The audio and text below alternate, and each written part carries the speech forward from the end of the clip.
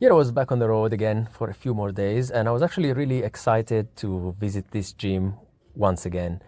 There's a lot of really cool equipment. It's all very high quality. It's a large space.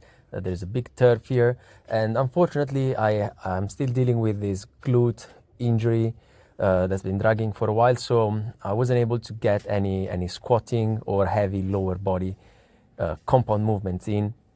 But I decided to structure my workouts in a front and back of the body sort of dichotomy. I started off with the back side, and then the next day I went for the front.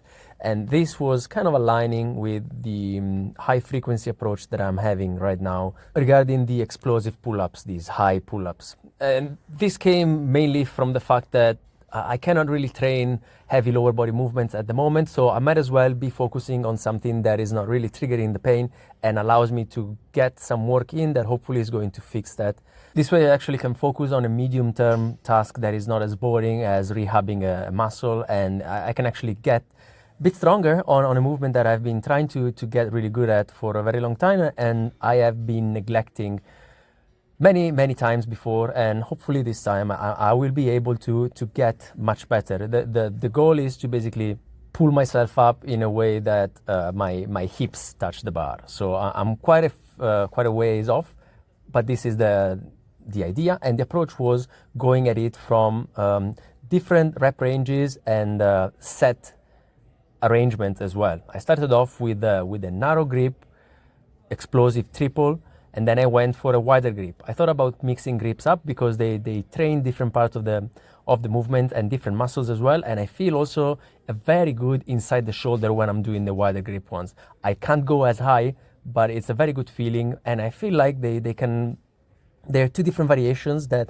I might be using on different days. I just wanted to mix them up to see how they felt.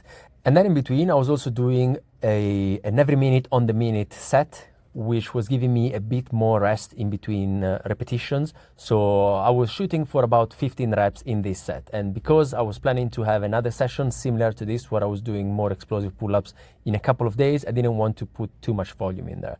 Then I was doing some bicep stuff, some elbow work, and I felt like it wasn't really targeting the back side of the body, so I missed the ball a little on that. Then I moved over to calves, and this is something that I haven't done ever. I think I never trained calf because I always felt like they were a bit of an afterthought with a lot of jump training.